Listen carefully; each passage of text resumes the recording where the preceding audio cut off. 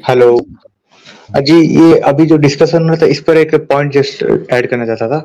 तो हाँ, आप जैसे बोलते हो कि अल्लाह मतलब क्यों सज़ा नहीं देता, वो बोल रहा था। तो मेरा ये मतलब आर्गुमेंट है कि बुद्धा गॉड नहीं है, इसीलिए वो लोगों को पनिश नहीं करेगा।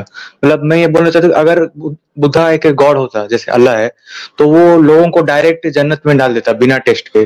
क्योंकि बुद्धा का जो मेन ऑब्जेक्टिव है ना, वो लोगों को, सारे लोगों का भलाई कैसे हो, वो मेन है। कोई देखें और उसका योगानंद, पॉइंट नहीं।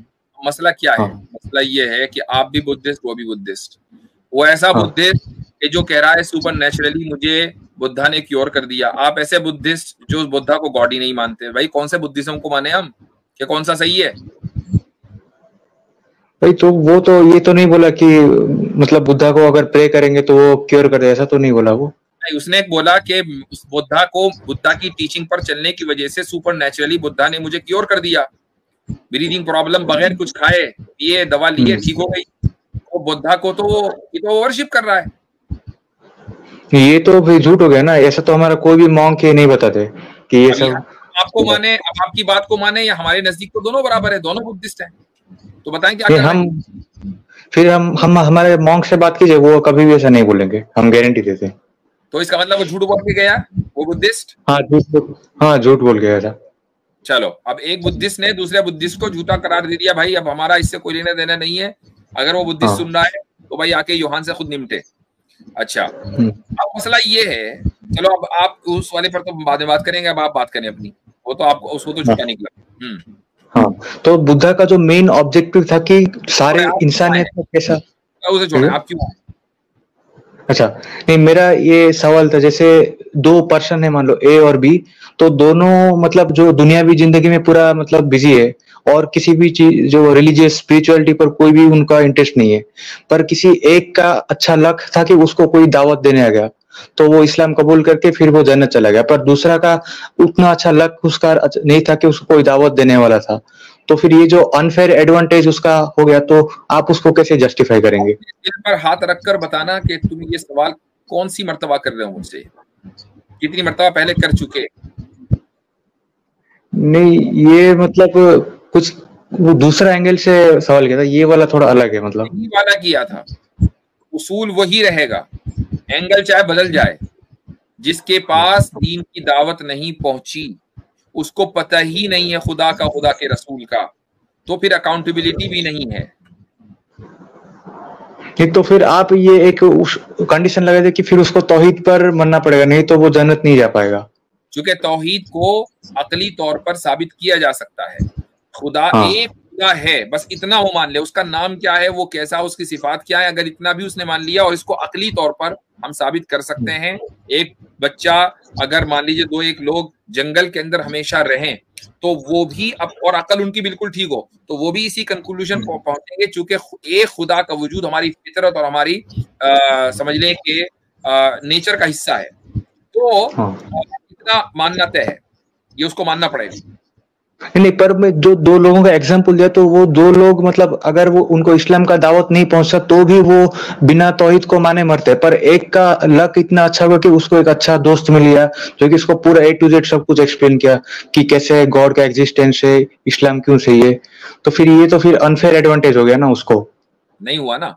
जब दूसरा बंदा जो है वो हाँ, अपनी अकल, उसने अकल तो दोनों की बराबर थी। ये भी तो हो सकता था ना हाँ, कि जिस दोस्त को एक, आप एडवांटेज कह रहे हैं कि उसको एक आदमी मिल गया जिसने दीन की दावत दी, उसने अपनी हाँ। अकल इस्तेमाल करके उसने दीन को कबूल कर लिया। अकल उतनी ही दूसरे आदमी को भी दी थी, उसने अपनी अकल को इस्तेमाल नहीं किया। अपनी अकल से वो एक खुदा के होने का इकरार कर सकता था, मान सकता था, उसने अपनी अकल का सही इस्तेमाल नहीं किया, लिहाजा उसकी अकाउंटेबिलिटी वहां तक है। लेकिन अगर वो अपनी अकल का इस्तेमाल करके सिर्फ इतना भी मान लेता कि एक खुदा कोई ना कोई है कि जो बनाने वाला है, बाकी उसको कुछ ना पता चलता, तो कोई अकाउंटेबिलिटी नहीं है। तो फिर मतलब सिचुएशन को हम रिवर्स भी तो कर सकते हैं। पर उस आदमी को अगर कोई अच्छा दोस्त मिल जाता तो फिर वो जन्नत में चलता, फिर दूसरा वाला फिर वो तौहीद को मतलब अपने मेहनत के हिसाब से वो जांचता नहीं। तो फिर ये सिचुएशन रिवर्स भी हो सकता था। फिर भी मेरा आर्गुमेंट सही बैठता कि अनफेयर एडवांटेज जो बात कर रहा था, फिर किसी ना एक को तो मिला ही होगा। I didn't get that part. I don't know आपका क्या आर्ग्यूमेंट है। हाँ, नहीं मतलब कि वो जो लक फैक्टर का मैं बात कर रहा था, वो दूसरे बंदे को भी अगर मिलता तो वो भी जन्नत में चला जाता, पर जो दूसरा जिसको नहीं मिला तो वो तौहीद पर भी नहीं जाता, ये गारंटी मान लो। तो फिर उसको अनफेयर एडवांटेज हो गया ना? नहीं हुआ ना, अकल दोनों की बराबर है तो अनफेयर कहाँ एडवांटेज हुआ? अगर एक की अकल नहीं, कम होती, दूसरे की अकल ज्यादा होती और फिर कम अकल वाले को अल्लाह ताला जहन्नम में उठाकर फेंक देता, और तब होता अनफेयर एडवांटेज। अभी तो नहीं है, दोनों की अकल बराबर है। नहीं, नहीं, अच्छा एक ही पॉइंट, एक बात के लिए मान लो कि अगर दावत का मैसेज कि उस एक बंदे को नहीं पहुंचता तो वो दोनों ही जहन्नुम में जाता, मतलब कि आप उनका फ्यूचर ऐसा है कि वो तौहीद को तलाशते ही नहीं, अगर किसी एक को अगर दावत नहीं पहुंचता ये तो कह रहा इस हूं ना, केस में अगर को तलाशना इंसान की, या खुदा के वजूद को तलाशना इंसान की फितरत में है। अब देखो, आप खुदा को नहीं मानते तो फितरत का टेस्ट हाँ, नहीं हो जाता है, खुदा को नहीं मानते, हाँ, लेकिन आप हमारे स्ट्रीम में कोई 10 मरतबा आ चुके होंगे खुदा के ऊपर बात करने के लिए। क्यों आए हो? इसलिए कि खुदा की तलाश आपको भी है, मिल नहीं रहा है अलग बात है। इसका मतलब यह है कि खुदा का जो कॉन्सेप्ट है वो आपकी फितरत में है, ये एक इनेट कॉन्सेप्ट है, ये हर एक हाँ, की फितरत में है, आपकी फितरत में भी है। और इसीलिए आप खुदा के बारे में है नहीं है आर्ग्यूमेंट देते हो, कभी कहते हो हाँ मुझे समझ में आ गया। ये सारे के सारे आर्ग्यूमेंट इसलिए हो रहे हैं, खुदा की तलाश है, दिल में है, वो फितरत इंसान की नहीं बदल सकती। तो जब आपको अकल दी है, लेकिन आप एक बायसनेस की वजह से, कल्चरल बायसनेस की वजह से एक खुदा को नहीं मानते, you happen to be about this, सही है, आप उस बायसनेस को नहीं खत्म करना चाह रहे, तो फिर जाहिर सी बात है कि आपके साथ वो वाला मामला होगा जो बायस एक बंदे के साथ होता है।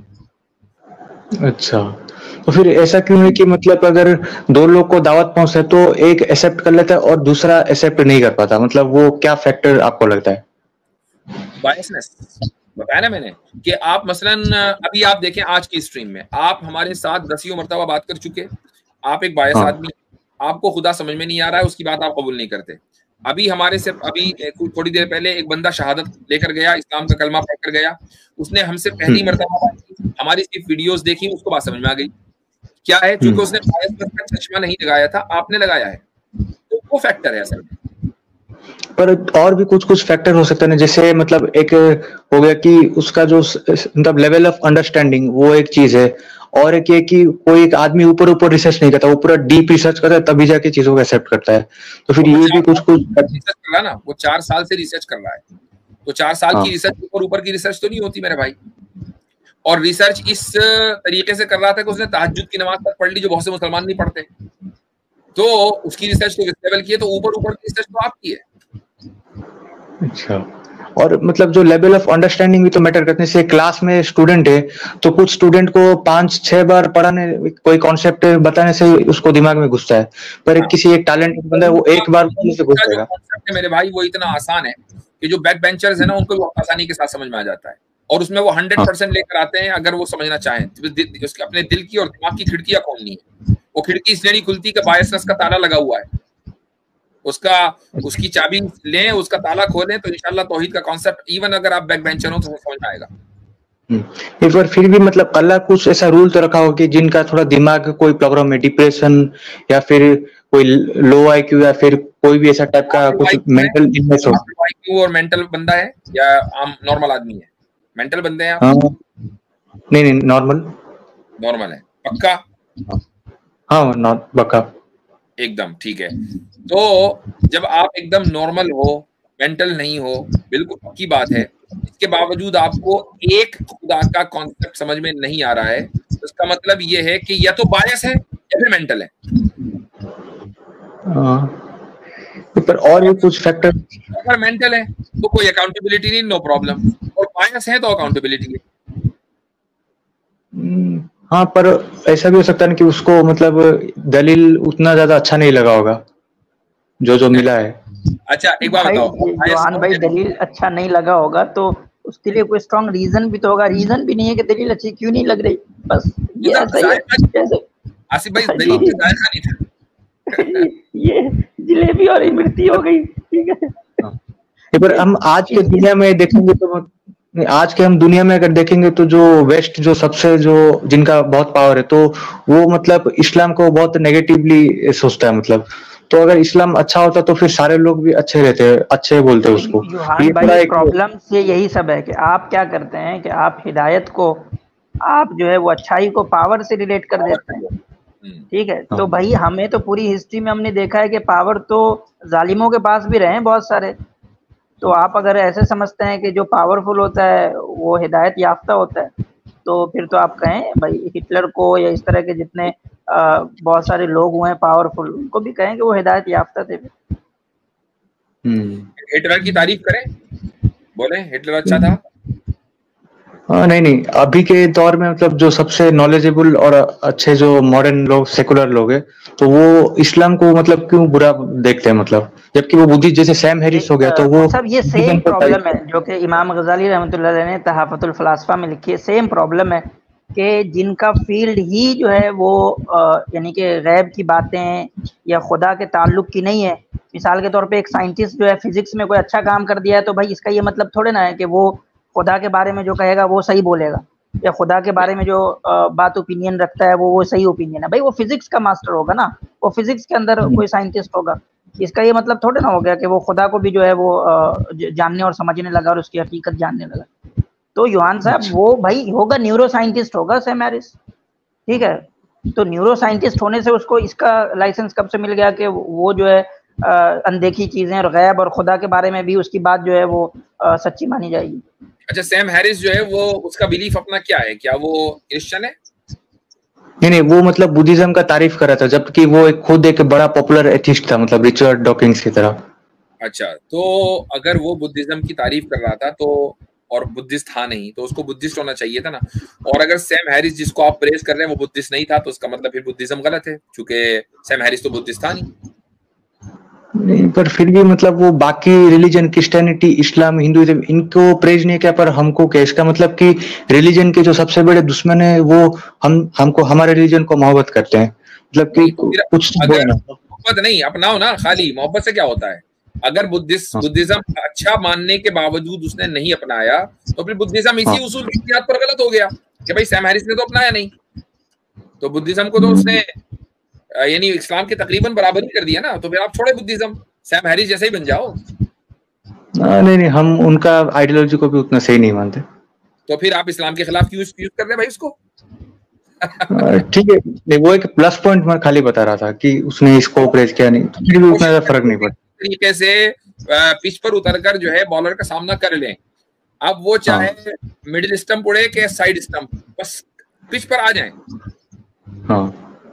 नहीं, पर ये सब होता है, पर मतलब अगर मान लो एक नॉर्मल आदमी हो, आप अच्छा रिलीजन अगर चूज करोगे, तो आप किस उसूल पर आप रिलीजन को फिल्टर करोगे? आपका वो क्या स्टैंडर्ड रहेगा? वो स्टैंडर्ड हरगिज नहीं रहेगा जो आपका है। सैम हैरिस को जो बिल्कुल स्टैंडर्ड नहीं बनाया जाएगा, क्योंकि जो आदमी बदअखलाकी की इंतहा के ऊपर, उसको उसकी अपनी मोरालिटी तो कोई है नहीं, तो आप उसको कभी भी स्टैंडर्ड नहीं बनाएंगे ट्रूथ का। सिंपल सी बात है।